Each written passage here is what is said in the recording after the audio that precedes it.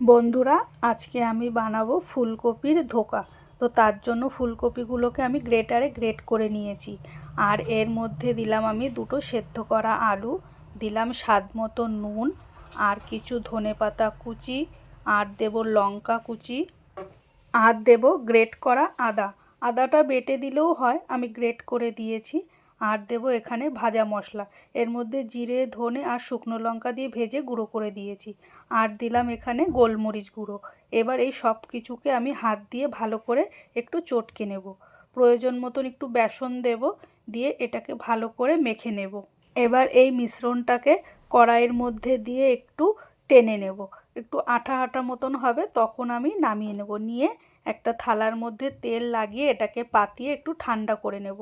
তো দেখো কি সুন্দর আমি শেপ দিয়েছি। এবার একটা ছুরির সাহায্যে এটাকে আমি কেটে নেব। আমি একটু চৌকো চৌকো করেই কেটে নিয়েছি, তোমরা চাইলে বরফি মতন কেটে নিতে পারো। এবার একটা পাত্রে 1 চামচ ময়দা দিয়ে একটু জল দিয়ে একটা ব্যাটার বানিয়ে নেব। এবার কড়াইতে কিছুটা তেল গরম করে ওই এক টুকরো করে নিয়ে ব্যাটারের মধ্যে চুবিয়ে এবার আস্তে আস্তে কড়াইতে আমি একটা একটা করে দিয়ে ভেজে তুলে নেব। তো দেখো আমার সবগুলো বরফি কিন্তু ভাজা হয়ে গেছে। এবার ওই ভাজা তেলের মধ্যেই আমি দেব 4টে এলাচ ফোড়ন, দিয়ে ওর মধ্যে দুটো টমেটোর টুকরো দিয়ে টমেটোটাকে ভালো করে একটু ভেজে নেব। তো দেখো আমার টমেটোটা ভাজা হয়ে গেছে। এবার ওর মধ্যে দেব আমি আদা বাটা, আর দেব জিরে ধনের গুঁড়ো, আর দেব আমি লঙ্কার গুঁড়ো আর চিনি, আর দেব নুন আর হলুদ। একটু মশলার বাটিটা ধুয়ে একটু জলও দেব। দিয়ে এবার সমস্ত মশলাটাকে আমি ভালো করে কষিয়ে নেব। তো মশলাটা আমার ভালো করে কষানো হয়ে গেছে।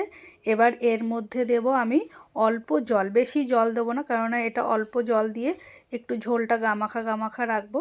তো জলটা দিয়ে ঝোলটা যেই ফুটে উঠবে তখন আবার নাড়িয়ে চাড়িয়ে দিয়ে ওর মধ্যে দেব গরম মশলা, দিয়ে আবারও নাড়িয়ে চাড়িয়ে নিয়ে পুরো ঝোলটা আমি রেডি করে নেব। নিয়ে এবার এর মধ্যে ভেজে রাখা বড়াগুলোকে দিয়ে দেব। দিয়ে একটু নাড়িয়ে চাড়িয়ে 5 মিনিট মতন ফুটতে দেবো, বেশি ফুটতে দেবো না, তাহলে ভেঙে যাবে। তো 5 মিনিট পর নামিয়ে নিলেই রেডি হয়ে গেল আমার ফুলকপির ধোকা। তো তোমাদের কেমন লাগলো আমাকে অবশ্যই